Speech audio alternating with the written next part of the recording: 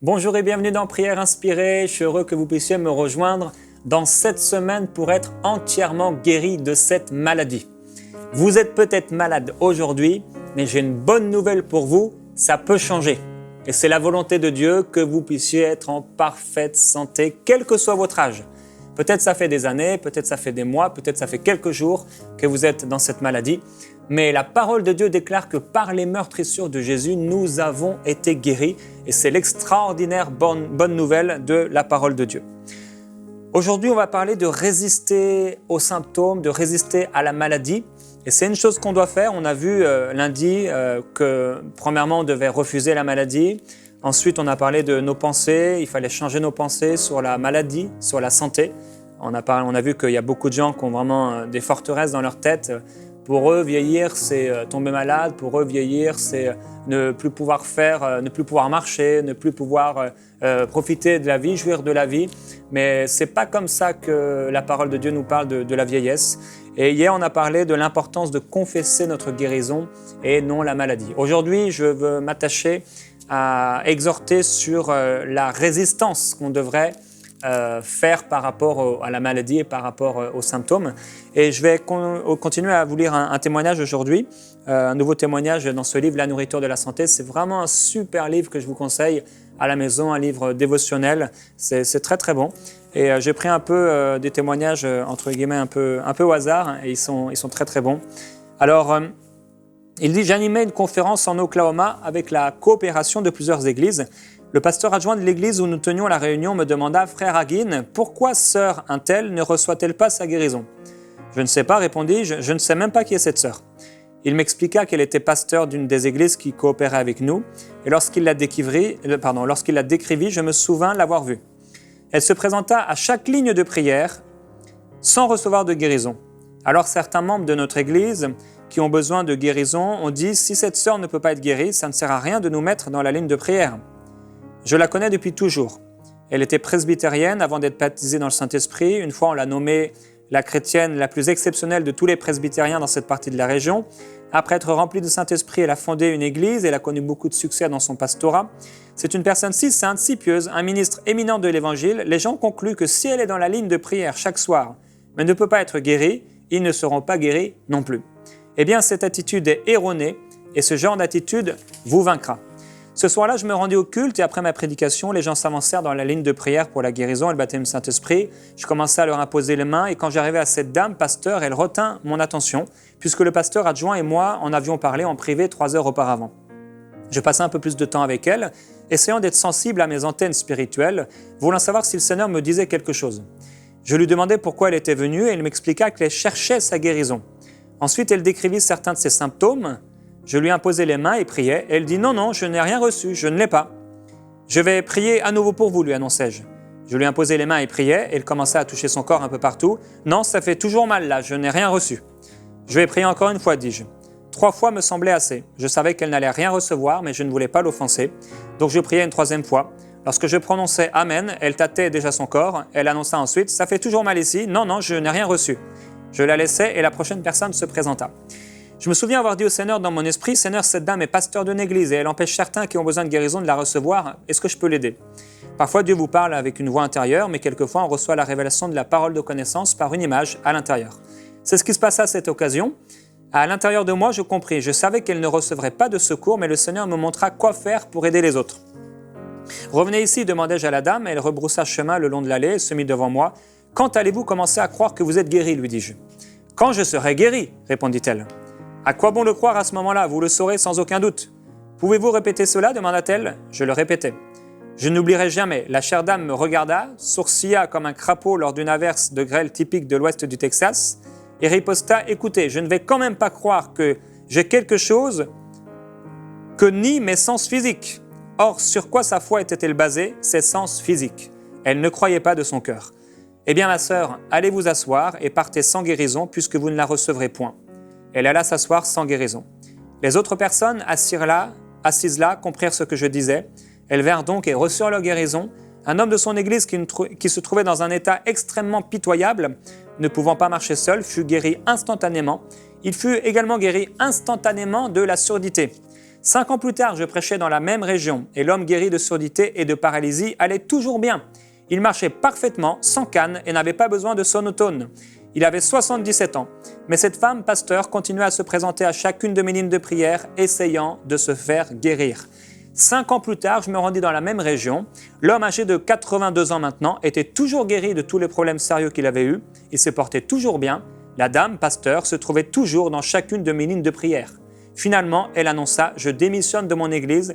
Ma santé s'est tellement dégradée que je ne peux pas continuer. » Je ressentais beaucoup de compassion pour elle, mais ne pouvais pas l'aider puisqu'elle refusait de croire à quelque chose qu'elle n'avait pas selon ses sens physiques. Ce n'est pas la foi biblique. La Bible déclare « c'est en croyant du cœur ». Voilà un témoignage, deux témoignages en fait, à la fois quelqu'un qui a mis sa confiance en Dieu pour trouver sa guérison totale et une autre personne qui a attendu de ressentir dans son corps qu'elle était guérie pour croire. Et c'est ce dont on va parler un peu aujourd'hui et du fait aussi de résister aux symptômes. Parce que d'un autre côté, ce n'est pas parce qu'on ressent des symptômes qu'on est malade. Les symptômes, ce n'est pas la maladie. Et vous savez, souvent, les gens sont tombés malades parce qu'ils ont ressenti dans leur corps des symptômes. Les symptômes, c'est simplement des mensonges qui viennent. Et si vous mettez votre confiance dans ces symptômes et que vous commencez à déclarer la maladie, eh bien, vous ouvrez un accès facile à ce que ces symptômes puissent se transformer en maladie. Donc déjà, une chose, les symptômes, ce n'est pas la maladie. Et deuxième chose, ce n'est pas parce que je suis malade, je ressens des effets négatifs dans mon corps, que je dois croire que, selon la parole de Dieu, je suis malade, un point c'est tout. Parce que j'ai une promesse glorieuse, au nom de Jésus-Christ, la parole de Dieu me dit que par ses meurtrissures, j'ai été guéri. Maintenant, par rapport à ce qu'on peut ressentir dans notre corps, on voit avec cette chère sœur, cette chère pasteur, eh bien, elle ressentait quelque chose dans son corps et elle attendait de ressentir un mieux, de ressentir que quelque chose allait mieux. C'est pourquoi je vous ai dit depuis 3 jours, dans cet encouragement, cette posologie, cette ordonnance du médecin divin, 5 émissions qui sont là pour vous aider à recevoir cette guérison, de passer du temps à méditer la parole de Dieu, à la proclamer, mais aussi de croire que ce que Dieu a dit arrive. Il le manifeste et également, même si vous ressentez quelque chose, aujourd'hui, demain, après-demain, continuez à croire que vous êtes guéri. Jacques dira dans son épître au chapitre 4 et au verset 7, « Soumettez-vous donc à Dieu, résistez au diable et il fuira loin de vous. Approchez-vous de Dieu et il s'approchera de vous. » Et on peut lire au verset 10, « Humiliez-vous donc devant le Seigneur et il vous élèvera. Ne parlez point mal les uns des autres frères. Celui qui parle mal d'un frère ou qui juge son frère parle mal de la loi et juge la loi. » Et ici, il y a 2 pensées principales. Il y a la pensée de résister. Premièrement, on se soumet à Dieu. Donc, on se soumet à la parole de Dieu, on se soumet à la vérité. Même si je ressens des choses dans mon corps, même si je ressens que ça ne va pas bien du tout, même si j'ai eu des verdicts ou le médecin a donné un rapport particulier sur mon état de santé, je vais me soumettre à Dieu. Je ne vais pas me soumettre ni aux décrets qui ont été faits contre moi, ni au rapport du médecin, ni à Satan. Je ne me prosternerai pas devant Satan. Vous vous rappelez que c'était une tentation dans la vie de Jésus, quand le diable est venu auprès de lui, il a dit « Mais prosterne-toi devant moi ». Non, je ne me prosternerai pas devant la maladie au nom de Jésus-Christ. Alors, on va résister à la maladie. On va résister à Satan. On se soumet à la vérité et d'un autre côté, on résiste à la maladie. Oui, si la maladie essaie de venir et de prendre de plus en plus de place, même si vous avez de moins en moins de mouvement, de moins en moins de capacité, vous sentez de plus en plus faible, vous continuez de résister. Vous continuez de résister parce que l'auteur de la maladie, c'est Satan. Dieu n'est pas l'auteur de la maladie, nous le savons très clairement. Jamais Jésus n'a envoyé une maladie à quelqu'un pour lui faire comprendre quelque chose et pourtant il a pleinement manifesté la volonté de Dieu. S'il n'avait pas manifesté la volonté de Dieu, il aurait péché puisque le péché s'est passé à côté du but. C'est manquer la cible. Donc, si Jésus avait dû donner une maladie à quelqu'un pour montrer que parfois Dieu agissait ainsi et qu'il ne l'a pas fait, il est pécheur. Et s'il est pécheur, nous sommes tous perdus. Maintenant, Jésus a parfaitement accompli le plan de Dieu pour sa vie. Il a parfaitement accompli la volonté de Dieu en démontrant toute le dessein de Dieu. Et partout où il allait, la Bible dit, de lieu en lieu, il faisait le bien et il guérissait tous ceux qui étaient sous l'emprise du malin parce que Dieu était avec lui. Alors on résiste, et la Bible dit que si on résiste au diable, il fuira loin de nous. Parce que résister à la maladie, c'est résister au diable. Et résister au diable, c'est résister à la maladie. Il fuira. La parole de Dieu est très claire. Si nous résistons, si nous nous soumettons à la vérité de la parole de Dieu, automatiquement, obligatoirement, il fuira. Peut-être ça prendra une fois, peut-être ça prendra 2 fois. Rappelez-vous que dans le désert, Jésus a été tenté par 3 fois. 3 fois, il a dû résister. Et la Bible dit que le diable est parti jusqu'à trouver un moment plus favorable. Entre autres, il a essayé de le trouver à Gethsémané, ce moment favorable. Et là, Jésus s'est humilié. C'est ce dont nous parle Jacques ici. Il s'est humilié sous la puissante main de Dieu. Parce que quand on est malade, eh bien, physiquement, c'est tout un tas d'émotions, de ressentiments, de sensations qu'on a et on se sent tout à coup affaibli. On n'a plus aucune force. Et c'est parfois un excellent moment pour s'humilier devant Dieu en disant « Seigneur, je ne peux pas le faire par moi-même. » mais je continue à faire confiance en ta parole. Je crois que par les meurtrissures de Jésus-Christ, j'ai été guéri. Et Jacques parlera d'une seconde pensée ici, c'est par rapport à mal parler contre les frères. Et j'en ai parlé déjà en début de semaine. Si vous avez de la haine contre quelqu'un, de l'amertume, eh bien vous ne pourrez pas recevoir cette guérison, ou en tout cas, cette maladie reviendra parce que vous ne pouvez pas rester avec ces choses dans votre cœur. Vous devez marcher dans l'amour, c'est tellement important. Alors, je vous encouragerai à ne pas aller voir toutes sortes de sites internet. Pour résister à la maladie, pour résister aux symptômes, c'est important de ne pas se nourrir de la maladie, se nourrir de toutes sortes d'informations sur cette maladie. Je me souviens un jour, j'ai marché sur un clou et le clou était vraiment très rouillé. Et le soir, je commençais à me demander, à me dire, qu'est-ce qu'il faut que je fasse. Donc bon, j'ai désinfecté, j'ai enlevé ce clou déjà. Et c'était vraiment un très gros clou, ça a fait très mal. Et là, j'ai juste voulu regarder, parce que en tout cas, c'est comme ça que je fais moi, juste regarder ce que ça pouvait faire ou comment on pouvait nettoyer ça. Et là, j'ai vu qu'il y avait tout un tas de sites internet, de rapports. Voilà, si vous n'êtes pas vacciné contre le tétanos, votre sang sera infecté à vie, voilà ce qui va se passer, etc. Et là, si vous mettez votre foi là-dedans et si vous lisez trop d'informations, ça va amener la crainte, ça va amener la peur. Et j'ai refusé cela et j'ai proclamé la parole de Dieu. J'ai déclaré que par les meurtrissures de Jésus, j'ai été guéri. Je n'étais pas vacciné du tétanos, je ne le suis pas encore.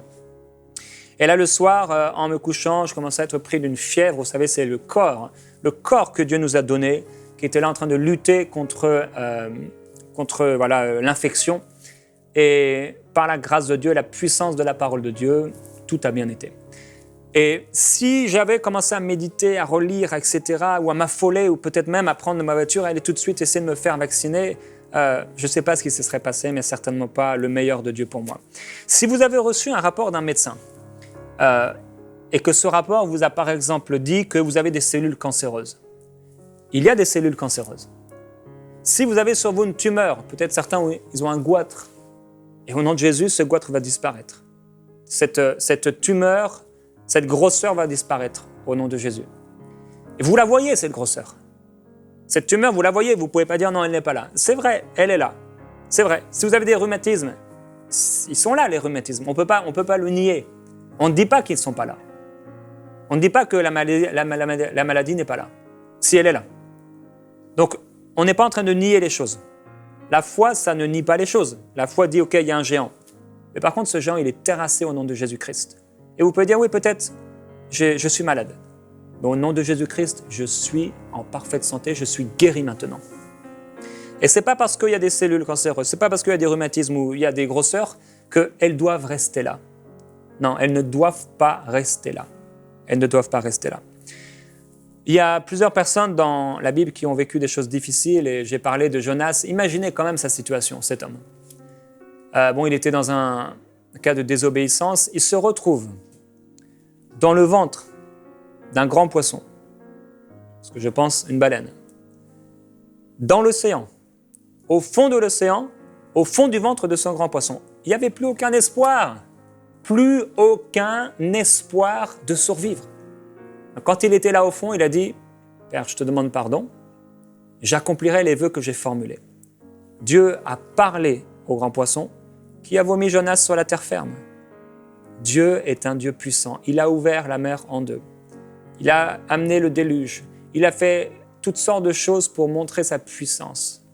Et cette puissance, c'est cette puissance qui a couvert Pierre lorsqu'il était là, Jacques et Jean. Cette nuée les a recouverts et là, ils ont commencé à expérimenter quelque chose de nouveau, la présence glorieuse de Dieu, l'onction. Cette onction, elle est là pour vous. Cette onction, elle est disponible pour vous guérir. L'onction brise le joug. Je crois en la puissance de l'onction, la puissance de la présence de Jésus dans la vie d'un homme. Lorsque Jonas s'est repenti, il a parlé à la ville et finalement, les choses ne se sont pas passées comme il aurait voulu. Parce que la ville s'est repentie, il aurait voulu que la ville ne se repente pas. Et à un moment, il a dit « Seigneur éternel, prends-moi la vie, parce que la mort m'est préférable à la vie. » Vous savez, ce genre de prière n'est jamais exaucé. Des fois, on souffre et on dit « Seigneur, maintenant, prends ma vie. C'est fini. Fais-moi mourir. » Dieu n'est pas le Dieu de la mort, Dieu est le Dieu de la vie. Et il veut répondre à des paroles de foi. La foi, on l'a vu dans ce témoignage, c'est quelque chose de tellement important. Et je vais lire avec vous un passage dans Jean chapitre 20. Et c'est ce passage de Thomas. Parce que ce que je vois autour de moi, l'une des erreurs les plus courantes que je vois autour de moi quand je prie pour les malades, c'est que s'ils ont encore mal après la prière, ils pensent que Dieu ne les a pas guéris. Et c'est faux, c'est vraiment une mauvaise conception. Je peux prier pour des gens et en général, je vais les encourager à faire ce qu'ils ne pouvaient pas faire. Et certains, ils ne voient rien d'apparent et ils disent « Dieu ne m'a pas guéri ». Mais alors que Dieu les a guéris. La prière de la foi sauvera le malade. Quand vous demandez, croyez que vous avez reçu et vous le verrez s'accomplir. Par contre, Jésus dit, vous le verrez s'accomplir. Quand je vais dire quelque chose, quand je vais parler la parole de Dieu, je crois que c'est à moi. Et c'était le problème de Thomas. Au verset 24, il est écrit, Thomas, appelé Didyme, l'un des 12, n'était pas avec eux lorsque Jésus vint. Les autres disciples lui dirent donc, nous avons vu le Seigneur. Mais il leur dit, si je ne vois pas dans ses mains la marque des clous, si je ne mets pas mon doigt à la place des clous, et si je ne mets pas ma main dans son côté, je ne croirai point. 8 jours après, il y avait les disciples de Jésus à la maison, et Thomas était avec eux, Jésus vint, les portes qui étaient fermées, Jésus apparut au milieu d'eux, il dit que la paix soit avec vous. Et là, il a parlé à Thomas, il dit, avance ici ton doigt, regarde mes mains, avance aussi ta main et mets-la dans mon côté. Et ne sois pas incrédule, mais crois. Thomas lui répondit, mon Seigneur et mon Dieu. Et Jésus lui dit, parce que tu m'as vu, tu as cru, heureux ceux qui n'ont pas vu et qui ont cru. Frères et sœurs, demain, nous allons prier. Je vais prier pour vous, pour que cette maladie puisse quitter votre corps. Je vais prier contre 150 maladies. Et même si je ne cite pas votre maladie, ou cette maladie en tout cas qui vous accable, soyez guéris au nom de Jésus-Christ. Mais aujourd'hui, nous allons continuer à faire ce que nous avons fait les jours précédents. Nous allons proclamer notre foi, parler la foi au nom de Jésus. Nous allons déclarer cette foi que nous avons dans le Sauveur merveilleux. La vie et la mort sont au pouvoir de la langue. Nous allons nous rassasier de ce que notre langue a porté comme fruit. Frères et sœurs, c'est la parole de Dieu. C'est la parole de Dieu. Et cette parole était au commencement. Avant même qu'on puisse être d'accord ou pas avec cette parole, avant même qu'on puisse dire un simple mot, la parole était là. Et avant même qu'on soit né, Christ est mort pour nous. Il nous a aimés avant qu'on ait fait quoi que ce soit de bien. Christ est mort pour nous. Le juste qui paye pour les injustes. Le pur et le saint qui paye pour les pécheurs, pour ceux qui vivent dans les ténèbres. Là où vous êtes, vous pouvez déjà remercier Dieu. Une nouvelle fois aujourd'hui pour le sacrifice de Jésus. Père, je suis tellement reconnaissant pour toutes les fois où tu m'as guéri. Toutes les fois où il y a eu des symptômes et par ta parole, j'ai pu y résister. Les fois où j'ai pu prier pour les gens et ils ont été guéris. Ta parole fonctionne toujours. Je te remercie parce que tu as dit sur la croix, Seigneur Jésus, que tout est accompli. Et tu as dit à travers Luc que tu as seulement commencé de faire et d'enseigner. Tu as dit, Seigneur Jésus-Christ, d'imposer les mains sur les malades et qu'ils seront guéris. Tu as dit de prier la prière de la foi afin qu'on puisse être guéris. Et Seigneur, nous voulons obéir à ta parole. Tu es tellement bon. Je te dis merci. Parce que les fois où il y a eu un rapport, un verdict, tu as donné un autre rapport. Là où on dit c'est terminé, toi tu dis c'est le début de quelque chose de nouveau. Là où on dit c'est la mort assurée, tu dis tu vivras et tu raconteras ma gloire. Là où on a dit tu es malade, toi tu dis je suis guéri. Je te remercie. Merci de nous avoir montré le modèle, merci de nous avoir montré l'exemple. Merci de nous avoir montré par ta parole comment il fallait agir face à la maladie, face à Satan. Tu nous as dit de résister à la maladie. Et Père, on veut t'honorer. Honorer ton sacrifice, le sacrifice de ton Fils bien-aimé. On veut honorer ta parole en la mettant en premier dans notre vie. On ne veut pas honorer la maladie. On ne veut pas honorer Satan. On ne veut pas honorer et faire la promotion de la maladie et des questions auxquelles on ne trouve pas de réponse.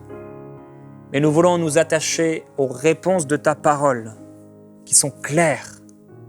Ta parole qui est pure. Ta parole qui est comme une épée à double tranchant qui vient séparer ce qui est vil de ce qui est précieux. Elle sépare le mensonge de la vérité. Père, je prie encore, s'il te plaît, illumine les yeux de nos cœurs. Change nos pensées. Aide ceux qui sont accablés, ceux qui sont malades, à manifester leur foi. Inspire-les, afin qu'ils parlent des paroles puissantes. Merci pour les dons de l'Esprit. Père, je prie, afin que tu donnes des dons de l'Esprit, des paroles révélées, des inspirations. Parce qu'il y a plusieurs personnes qui vivent différentes situations. Certains ont été attaqués, certains, c'est des circonstances qui viennent contre eux, certains, ils ont fait des choses dans leur vie qui ont ouvert des portes. Je te remercie parce que tu touches les cœurs par ton amour. Merci pour ton amour. Là où vous êtes, mon frère, ma sœur, fermez les yeux simplement. Si on peut juste fermer nos yeux et se laisser couvrir par son amour. Je vais appeler le Saint-Esprit à venir sur vous, à vous couvrir de sa merveilleuse présence. Fermez les yeux. Plusieurs, ça fait longtemps que vous êtes dans cette situation. Et vous avez essayé et ça a échoué. Et peut-être que vous dites, moi je suis comme cette femme pasteur, je ne réussis pas à être guéri. Mon frère, ma sœur, je voudrais tellement t'encourager et te dire que ce n'est pas par tes forces. Ce n'est pas par une intelligence supérieure. Ce n'est pas parce que tu es fort de caractère ou que tu es fort devant la douleur. C'est juste à cause de Jésus-Christ. Il a tout accompli. Il a tout fait. Et là où tu es, que la présence de Dieu descende sur toi. Que sa présence d'amour te couvre entièrement. Que cette présence d'amour te couvre comme la nuée qui vient du ciel. La nuée d'amour de ton Père. Je t'encourage à t'approcher de ce fleuve et à te baigner dans ce fleuve, le fleuve de son amour, le fleuve de sa grâce. Ce n'est pas ton œuvre, ce n'est pas mon œuvre, c'est l'œuvre de Jésus. Ce que Dieu demande par contre, c'est la foi. C'est une loi spirituelle qu'il a établie de toute éternité. Dieu demande la foi. Et cette foi, tu l'as. Il faut la mettre en action. Croire que ce que Dieu dit est la vérité. s'approcher de Dieu et purifier nos mains si nous avons été inconstants. Briser cette inconstance et marcher dans son amour. Père, je prie maintenant au nom de Jésus-Christ que ta nuée le couvre. Que ta présence remplisse sa vie. Maintenant. Ouvrez vos cœurs maintenant, là où vous êtes. Ouvrez votre cœur. Attendez-vous maintenant à lui. Soyez maintenant dans une grande expectative. Commencez à lui dire merci, Seigneur. Merci parce que tu me touches. Merci parce que tu touches ce corps malade. Merci parce que tu me donnes ta vie. Merci parce que tu nourris maintenant mon espoir et ma foi. Je crois en toi. Je crois en toi. Gloire à Dieu. Proclamons la parole. Vous pouvez répéter après moi. Dieu a envoyé sa parole et il m'a guéri. Donc, je n'ai plus de maladie. Ma foi l'emporte. Je ne serai pas privé des bontés de Dieu. Je ne serai pas privé de l'amour de Dieu. Je fais le choix de croire et de ne pas douter. Je fais le choix de résister à la maladie et aux symptômes. Satan quitte ma vie. Cette maladie quitte ma vie. Ces symptômes quittent mon corps au nom de Jésus-Christ. Je choisis d'agir selon la parole de Dieu révélée. Par conséquent, je jouis des bénédictions de Dieu dans ma vie. Au fur et à mesure que j'agis selon la parole de Dieu, je marche sur les eaux de la vie. Je bénéficie de la santé et de la guérison. Je ne m'enfoncerai pas lorsque les tempêtes arriveront, parce que ma foi est fondée sur la parole de Dieu. Jésus m'a donné pouvoir sur toute maladie et sur toute infirmité. Il a dit que je marcherai sur les serpents, sur les scorpions et sur toute la puissance du mal, mais que rien ne pourra me nuire. Je me sers donc de ma foi pour activer cette puissance de guérison. Je ne serai pas un incrédule, je suis un croyant. Ma foi active le pouvoir de Dieu. Ma foi se met en œuvre maintenant et elle met en œuvre la puissance de Dieu. Je me sers maintenant de ma foi pour recevoir cette guérison dans le nom de Jésus-Christ. Gloire à Dieu. Frères et sœurs, continuez à proclamer la parole de Dieu où vous êtes. Vous pouvez la proclamer pendant aussi longtemps que vous le désirez. Et cette parole est puissante. Elle va vous toucher là où vous êtes. Elle va répondre à votre besoin, mon frère et ma sœur, parce que Dieu est bon et son amour durera toujours.